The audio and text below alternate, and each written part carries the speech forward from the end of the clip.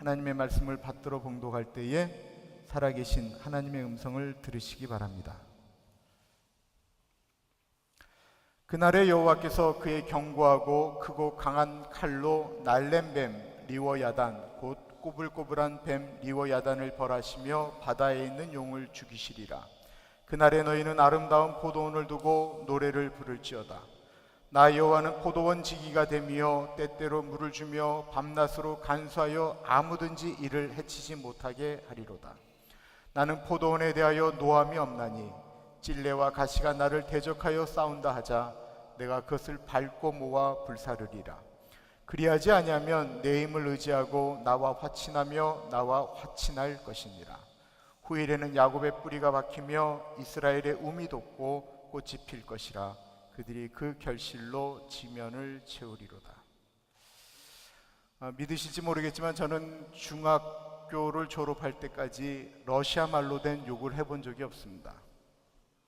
러시아 말로 된 욕은 참고로 시모노시키, 네바다시키, 차이코프시키, 고르바초프시키, 강아지시키, 이노모시키 뭐 이런 것을 얘기하는데 누군가 욕을 해도 참을 수밖에 없었던 것은 제가 욕을 못해서가 아니고요, 저희 아버지가 목사였기 때문에 그렇습니다. 제가 욕을 안 함으로 욕을 하는 다른 친구들보다 나았을까요? 아닙니다. 속으로 욕을 했습니다. 친구들은 입 밖으로 욕을 하고 저는 속으로 욕을 한 것입니다. 그러나 욕을 입 밖으로 내지 않았기 때문에 욕을 하는 다른 사람들보다 제가 훨씬 더 착하다고 생각했습니다. 그러다가 훗날에 제가 얼마나 무서운 존재인가를 깨닫게 되었습니다. 저는 속으로 욕했을 뿐만 아니라 상상했습니다. 내가 저놈을 캄캄한 밤에 만나면 밤쯤 두들겨 패는 생각을 한 것입니다. 동네 깡패들을 다 두들겨 패고 나에게 욕했던 그놈들을 다 두들겨 패고 제 앞에 무릎을 꿇게 하는 것이었습니다. 원투 스트레이트로 얼굴을 갈기고 얼굴이 땅으로 떨어질 쯤에 어퍼컷을 매기는 상상을 하는 것입니다. 저는 그런 상상을 하면서 곤투 도장을 다녔습니다. 그런 상상을 하면서 샌드백을 두들겼습니다. 목사의 아들이라고 하는 것은 오랫동안 저의 삶을 힘들게 만들었습니다. 성인이 되어서는 마음껏 살았습니다. 술도 많이 마셨고요, 담배도 피웠습니다. 그런데 그때는 또 다른 갈등을 하게 되었습니다. 그전에는 남들 하는 걸 못해서 힘들고 어려웠는데 남들 다 하는 거 하니까 그 별거 아닐 뿐만 아니라 죄책감 때문에 더 힘든 것입니다. 그리고 시간이 흘러 예수님이 저를 만나 주셨습니다. 예수님을 만나자 그때서야 우리 아버지가 목사인 것이 저주가 아니고 우리 아버지가 먼저 예수님을 만난 것이 얼마나 복된 것인가를 알게 되었습니다. 그러나 감사했지만 나의 모습이 하나님 앞에 벌거벗은 것처럼 적나라하게 드러나는 것은 또 다른 고통이었습니다. 내가 얼마나 악한 존재인가를 내가 예수님을 안 믿을 때는 전혀 몰랐는데 하나님 앞에 서니까 내가 얼마나 악한 존재인가가 적나라하게 드러나는 것이었습니다. 사회가 틀려먹었어, 저 사람이 틀려먹었어, 대통령이 문제야, 불평등이 문제야 라고 하고 모든 불만을 토로할 때는 신도 나고 어떠한 힘 같은 것도 올라오기 시작했는데 그런 손가락질이 더 죄된 나를 숨기고 내 삶을 얼마나 황폐하게 만들었는지를 예수님 만나고서야 깨닫게 되었습니다. 이 중에 아직도 예수님이 필요 없다라고 생각하는 분들 계십니까? 아직 내 힘으로 다 할 수 있다라고 생각하는 분들이 계십니까? 그러나 우리의 인생의 고도입니다. 우리의 힘으로 내 생각대로 되지 않는 일들이 얼마나 많은지, 안 될 뿐만 아니라 그것이 나의 인생을 얼마나 옥조에 매이는지 그를 깨달을 때가 온다라는 것입니다. 그런 날이 올 때 우리가 주님을 바라보게 된다면, 주님을 만나게 된다면, 주님을 믿게 된다면 우리는 하나님이 일하시는 것을 보게 될 것입니다. 예수님을 믿지만 캄캄한 분들도 계실 것입니다. 오늘 본문 말씀이 그런 분들에게 위로가 되고 회복이 일어나기를 간절히 축원합니다. 오늘 본문의 배경은 말할 것도 없이 이스라엘입니다. 이스라엘은 큰 어려움을 겪고 있습니다. 아시리아라는 제국에 이어서 바벨론 제국에 의해서, 그리고 예전부터 늘 이스라엘을 괴롭혔던 이집트 나라에 의해서 큰 어려움을 겪고 있습니다. 그러나 이스라엘은 그들을 이길 만한 힘이 하나도 없습니다.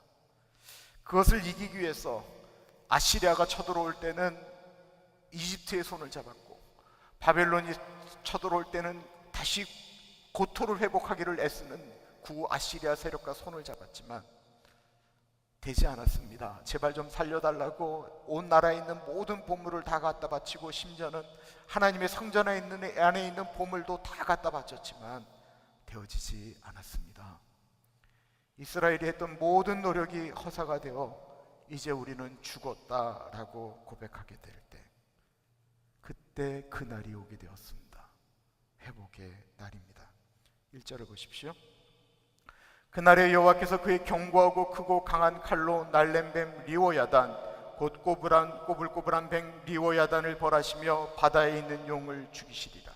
이 리워야단은 근동지방 전설에 나오는 바다의 큰 용과 같은 짐승입니다. 그래서 어떤 버전에는 그를 리워야단을 악어로 표현하기도 했습니다. 도저히 어떻게 할 수 없는, 사람의 힘으로는 넘어갈 수 없는 괴물을 상징하는 것입니다. 용이 동양에서는 좋은 이미지 같지만 서양에서는 아주 나쁜 이미지입니다. 이 날렘뱀 리워야단은 아시리아를 가리킵니다. 왜냐하면 아시리아의 강물은 너무나도 물살이 세기 때문에 그렇습니다. 꼬불꼬불한 뱀 리워야단은 바벨론을 가리킵니다. 바벨론을 감싸고 돌았던 티그리스 유프라테스 강은 꼬불꼬불한 강이었기 때문에 그렇습니다. 그리고 전통적으로 바다에 있는 용은 이집트를 가리킵니다. 이들은 진짜 이스라엘 백성들이 도저히 넘어갈 수 없는 그런 벽과 같은 존재들입니다. 그런데 이들이 멸망하는 날이 오더라는 것입니다. 이스라엘로서는 상상을 할 수가 없습니다. 그런데 그 날이 왔습니다. 어떻게 왔을까요? 여호와께서 행하셨다라는 것입니다.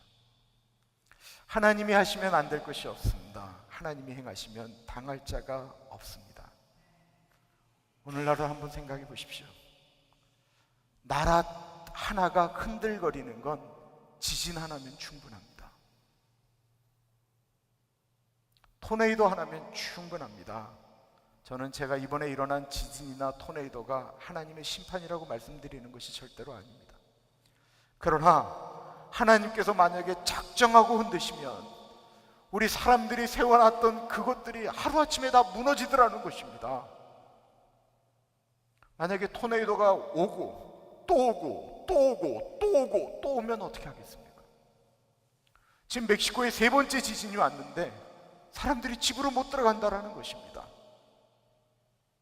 다 하루에 일어나는 일들입니다. 2차 세계대전이 끝날이라고 누가 생각을 했습니까? 그런데 어느 날 끝이 난 것입니다. 우리 조선 땅에서는 8월 15일 날 무슨 일이 일어날지 14일까지 아무것도 몰랐습니다. 15일 날도 몰랐습니다. 조선의 백성들은 여전히 일본 경찰을 보면 피해 다녔고 두려워하였습니다. 그런데 갑자기 라디오에서 일본 천황의 항복 메시지가 나오는 것입니다. 하나님이 하시면 그렇게 되는 것입니다. 통일을 누가 이룰 수가 있습니까? 하나님이 하시면 이루시는 것입니다. 우리의 인생의 큰 뱀 리워야단이 우리를 삼키려고 할 때가 있습니다. 사람들이, 환경이 무서운 눈과 큰 입과 야비한 혀를 낼름거리며 우리를 삼키려고 할 때가 있습니다. 너무 무서워 죽을 것 같습니다. 그러나 우리의 삶에 역전을 이루는 그날이 온다라는 것입니다. 하나님이 행하실 때 가능한 일입니다.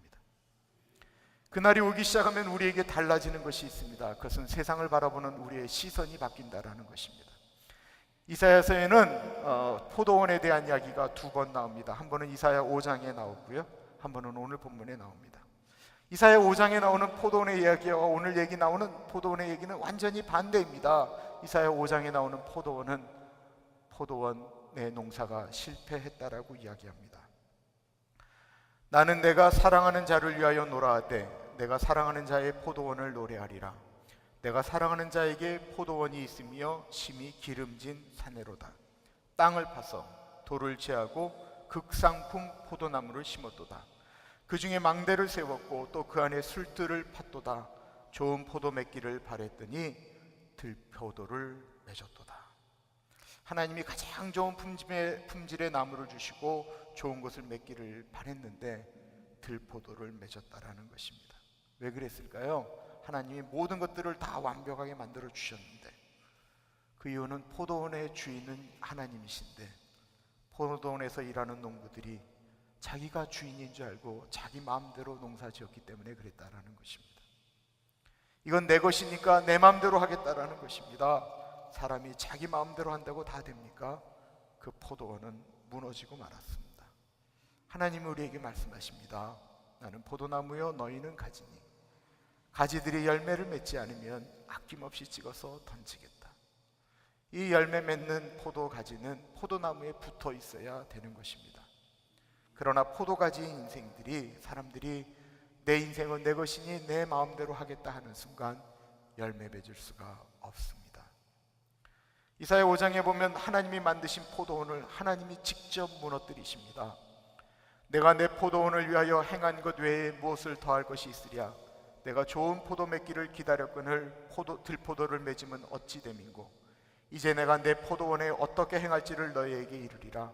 내가 그 울타리를 걷어 먹힘을 당하게 하며 그 담을 헐어 짓밟히게 할 것이요, 내가 그것을 황폐하게 하리니 다시는 가지를 자름이나 북을 붙덮지 못하여 찔레와 가시가 날 것이며, 내가 또 구름에게 명하여 그 위에 비를 내리지 못하게 하리라 하셨으니, 물은 만군의 여호와의 포도원은 이스라엘의 족속이요 그가 기뻐하시는 나무는 유다 사람이라. 그들에게 정의를 바라셨더니 도리어 포악이요 그들에게 공의를 바라셨더니 도리어 부르짖음이었도다.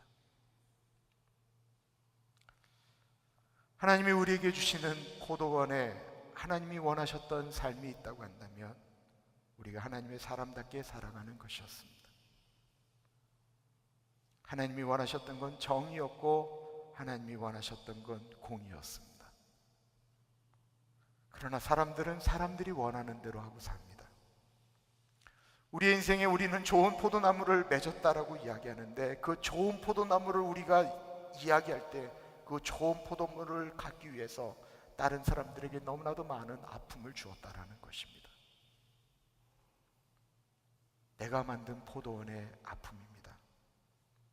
그러나 하나님을 의지하고 다시 만든 포도원은 아름다운 일이 벌어집니다.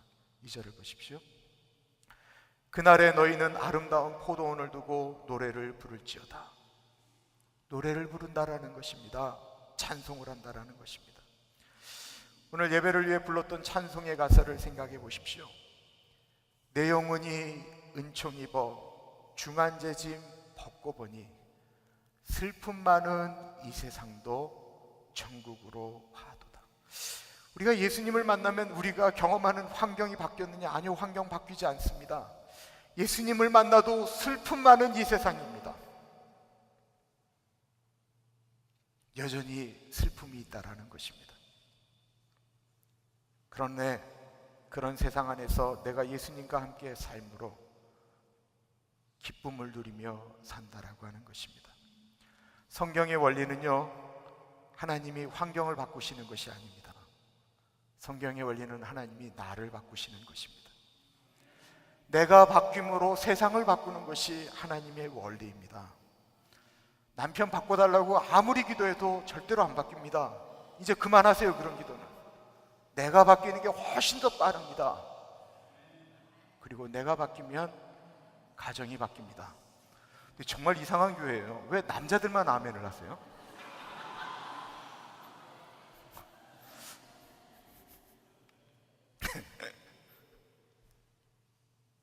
남자분들도 아내 바뀌기를 기도하지 마세요. 본인이 기도하세요. 이때 여자 아멘. 네. 3절을 보시면 나 여호와는 포도원 지기가 되며 때때로 물을 주며 밤낮으로 간수하여 아무든지 이를 해치지 못하게 하리로다. 이사야 5장의 포도원과 이 포도원의 차이는 무엇입니까? 차이가 없습니다. 똑같은 포도원입니다. 5장에서도 하나님이 똑같이 하셨고 27장의 포도원에서도 하나님이 똑같이 하셨습니다. 차이가 있다라고 한 것은 5장의 포도원은 포도원에서 일하는 사람들이 자기가 주인인 줄 알고 행동했고 자기 마음대로 하고 살았고, 오늘 본문은 하나님이 주인이신 것을 나타낸다라는 것입니다. 이스라엘은 늦은 비와 이른 비가 있습니다. 포도가 어쩔 때는 비가 오지 않고 바짝 말라야 포도의 당도가 높아지죠. 물이 너무 많이 와도 포도 농사는 실패하고 맙니다. 때에 따라 늦은 비와 이른 비를 주시는 것은 하나님의 은혜입니다. 그를 조절하는 것은 하나님이 하신다라는 것입니다. 하나님이 밤낮으로 지키신다라고 말씀하고 계십니다. 사람이 어떻게 밤낮으로 지킵니까? 불가능합니다. 그거는 하나님이 하시겠다라는 것입니다. 근데 여기에 참으로 중요한 영적 원리가 있습니다. 하나님이 우리에게 주시는 것은 늦은 비와 이른 비, 하나님께서 밤낮으로 졸지도 주무시지도 않으면서 지키시겠다라는 것이고, 하나님을 의지하는 우리 그 밑에 있는 하나님의 사람들은 자기들이 할 수 있는 일들에 대해서 최선을 다해야 된다는 것입니다. 포도원을 가꾸고 이끌어가고 물이 많이 오면, 비가 많이 오면 물기를 내고 하는 일들은 사람의 일입니다. 이것이 영적 원리입니다. 하나님은 하나님의 일을 하시고 사람은 자기에게 마땅히 해야 될 도리를 감당하는 것입니다. 하나님께 기도했으면 그 일에 더욱 노력해야 됩니다. 사람의 노력만으로 안 되기 때문에 우리는 하나님을 바라보는 것 아니겠습니까? 그러면 모든 것이 잘 될까요? 아닙니다. 우리가 사는 삶에는 그럼에도 불구하고 찔레와 가시가 반복해서 나타나게 됩니다. 하나님을 의지한다고 해서 모든 것이 다 만사형통한다고 하나님은 말씀하지 않으십니다. 하나님을 의지하고 우리가 열심히 노력해도 우리의 삶에는 어려움이 옵니다. 왜 안 옵니까? 옵니다. 그때도 그것을 이겨나갈 수 있는 것은 하나님이 같이 하실 때입니다. 4절에 보면 나는 포도원에 대하여 노함이 없나니 찔레와 가시가 나를 대적하여 싸운다 하자 내가 그것을 밟고 모아 불사르리라. 우리의 삶에 어려움이 올 때는 보통 두 가지입니다. 하나는 하나님이 우리에게 진짜 어려움을 주시는 것입니다. 징계가 없으면 사생자라고 생각하면서 하나님께서 정신 차려라 이놈아, 그리고 우리를 징계하실 때가 있습니다. 그 부분은 어떻게 할 수가 없습니다. 또 다른 하나는 환경이나 사람에 의해서 오는 어려움입니다. 우리가 겪는 어려움은 대체로 그 두 번째입니다. 그것을 가리켜 오늘 본문은 찔레와 가시라고 말씀하고 있습니다. 찔레와 가시는 우리가 살아가는 동안 꼭 일어나는 것입니다. 절대로 없어지지 않습니다. 내가 포도원 주인처럼 생각할 때 찔레와 가시가 나오는 것은 그런대로 이해가 됩니다. 내가 잘못 살았으니까 그렇지. 그런데 하나님이 가꾸는 포도원에 있는데도 찔레와 가시가 나온다는 것입니다. 뭐가 다른 것일까요? 똑같은 찔레와 가시입니다. 다만 내가 주인이라고 생각하면 그 찔레와 가시는 나의 문제가 됩니다. 그러나 포도원의 주인이 내가 아니고 하나님이라고 한다면 그때부터 나오는 찔레와 가시는 하나님의 문제인 것입니다. 포도원 주인의 문제지 그건 저의 문제가 아니다라는 것입니다. 내가 주인 되었을 때는 찔레와 가시가 얼마나 아픈지 이를 알게 됩니다. 두고 보자라는 것입니다. 찔렀어? 네가 가시로 찔렀어? 그럼 나는 칼로 너를 찌르겠다 생각하게 됩니다. 내가 주인 된 곳에서 일어나는 일이기 때문에 그렇습니다. 그래서 두 배로 보복하고 원투 스트레이트를 먹이고 얼굴이 떨어질 때면 어퍼컷을 먹이겠다라고 준비하는 것입니다. 내가 시퍼렇게 살아있으면 그렇다라는 것입니다. 그런데 내 안에 예수님을 모시면 그게 그렇게 아프게 다가오지 않습니다. 누가 미우십니까? 누가 하는 말이 가슴 저림이도록 아프고 고통스럽습니까? 그때는 그 사람에게 집중하지 마시고 본인을 바라보시기 바랍니다. 그리고 주님 앞에서 있는 그대로 말씀하십시오. 하나님 미워 죽겠습니다. 하나님 제가 아파 죽겠습니다. 하나님 앞에서 욕해도 되는가? 하나님 앞에서 욕해도 됩니다. 꼭 러시아 방언으로 하시기 바랍니다. 하나님 그 차이코프 시키, 하나님 그 나쁜이 시키, 그럼 하나님이 다 알아서 새겨 들으십니다. 그리고 하나님이 나를 만지십니다. 그러면 더 이상 그것이 굉장히 아프게 찔렸는데 나에게 올 때 하나님이 막아주시면 아주 작은 걸로 살짝 건드리고 만 것처럼 느껴집니다. 좀 더 나가면요, 이뻐집니다. 이뻐 보입니다. 제가 경험하고 있는 거예요. 제가 하나님과 요즘 조금 가까우니까 집사람이 이뻐 보여요. 신비죠, 신비. 5절이 그 말씀을 하고 있습니다. 그리하지 아니하면 내 힘을 의지하고 나와 화친하며 나와 화친할 것이니라. 하나님을 가까이 하니까 더 이상 찔레와 가시가 나를 힘들게 하지 못한다라는 것입니다. 이스라엘 백성들은 자기가 주인이라고 생각할 때 찔레와 가시가 무서웠습니다. 그것 때문에 그 문제를 해결해 주시는 하나님을 주인이라고 이야기하지 않았습니다. 하나님을 멀리하였을 뿐만 아니라 하나님을 두려워하지도 않았습니다. 사람들은 하나님과 화친하려 한 것이 아니고 자신들을 찌르려는 찔레였던 아시리아와 이집트와 화친하려고 하였습니다. 하나님이 말씀하십니다. 나를 의지하고 나와 화친하고 나와 화친할지니라. 절대로 하나님을 멀리하지 마십시오. 하나님을 가까이 하십시오. 가요 참 좋습니다. 그렇지만 하나님을 찬양하는 찬송은 더 좋습니다. 가요 콘서트 좋습니다. 복면가왕 재밌습니다. 그러나 이번 주 수요일에 있는 찬양의 밤은 더 좋습니다. 지금 아멘 하신 분들은 가슴속에 새기시고 이번 주 수요일 날 꼭 오시고, 아멘 안 하신 분들은 더 가슴에 강하게 새기고 오시기 바랍니다. 오늘 부른 찬양을 생각해 봅니다. 내 영혼이 은총 입어 중한죄진 벗고 보니 슬픔 많은 이 세상도 천국으로 하도다. 주의 얼굴 뵙기 전엔 멀리 뵈던 하늘나라 내 맘속에 이루어지니 날로 날로 가깝도다. 높은 산이 거친 들이 초막이나 궁궐이나 내 주 예수 모신 곳이 그 어디나 하늘나라. 우리가 예수님을 만났는데도 여전히 거친 들이고 사는 집은 초막입니다. 달라진 것은 환경이 아닙니다. 내 마음이 바뀌는 것입니다.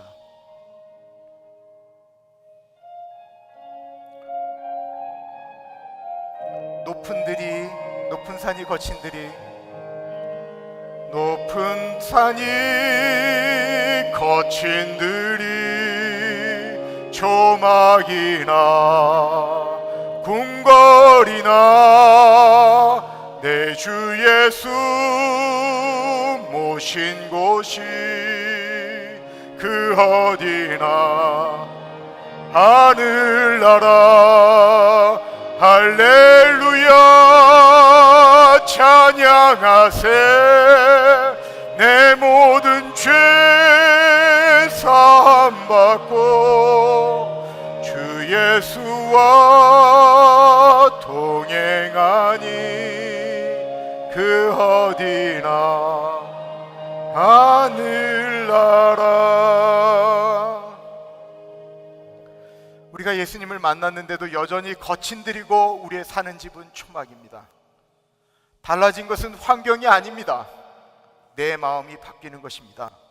예수님을 만나고 나니까 세상을 뒤집어 버리겠다라고 했던 생각이 얼마나 어리석은 생각인 것을 알게 됩니다. 내가 저 나쁜 사람에게 원투 스트리트를 먹이고 엇버컷을 먹이는 것보다 하나님이 아시지라고 하며 기도하는 것이 얼마나 더 능력이 있는 것을 알게 됩니다. 정말 내 마음을 아프게 하는 나의 배우자가 어느 순간부터 불쌍하게 느껴지기 시작합니다. 내가 감당해야 되지만 비껴나가고 싶은데 그 일에 대한 사명이 일어나게 됩니다. 남들 다 피하는 일이 발생했습니다.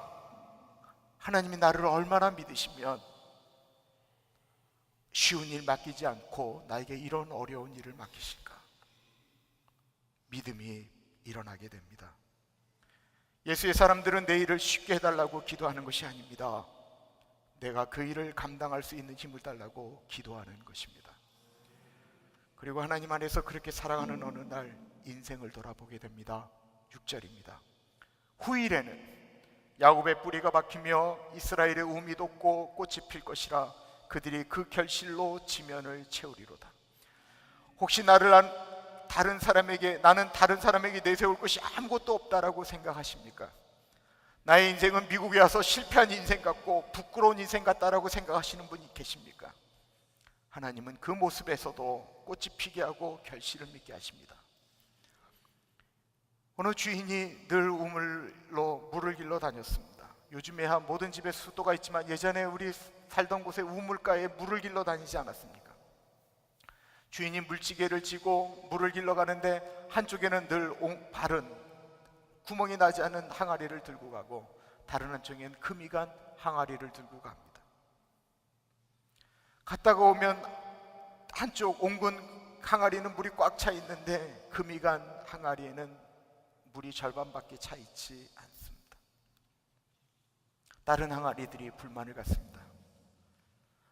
저 항아리 저거 아무 스몰짝이도 없는데 주인이 그걸 모르고 저렇게 바보같이 맨날 저 항아리를 데리고 다닌다라고 이야기를 합니다. 깨진 항아리도 주인에게 미안해서 어느 날 큰 결심을 하고 주인에게 말합니다.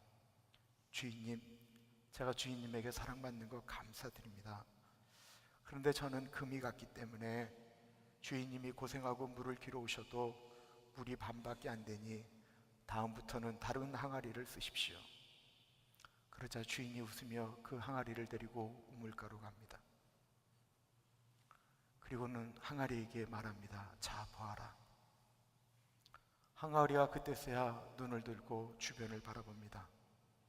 깨진 항아리가 갔던 쪽에 보면 너무나도 아름다운 꽃들이 피어져 있습니다. 이 꽃들이 어떻게 폈는 줄 아니? 네 깨어진 그 아픔, 그 틈, 그 고통에서 나오는 물을 받으며 이 아름다운 꽃들이 만발하게 되었단다. 너의 흠은 더 이상 흠이 아니다. 너의 깨진 상처는 더 이상 상처가 아니다. 그것은 희망이다. 하나님 곁에 있으면 그 인생은 결코 실패한 인생이 아닙니다. 설령 깨어졌을지라도, 설령 무너졌을지라도 하나님은 그 상처를 통해서 아름다운 포도원을 만들어 가실 것입니다.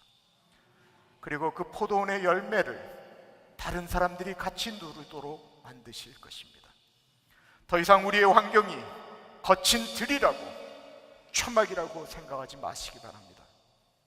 하나님이 붙잡고 가시면 그 거친 들에서도 초막에서도 하나님은 열매를 맺을 뿐만 아니라 여기가 거친 들이냐 여기가 초막이냐 아니다. 내가 머물고 있는 나의 집이고 나의 나라다 선포하실 것입니다. 기도하겠습니다.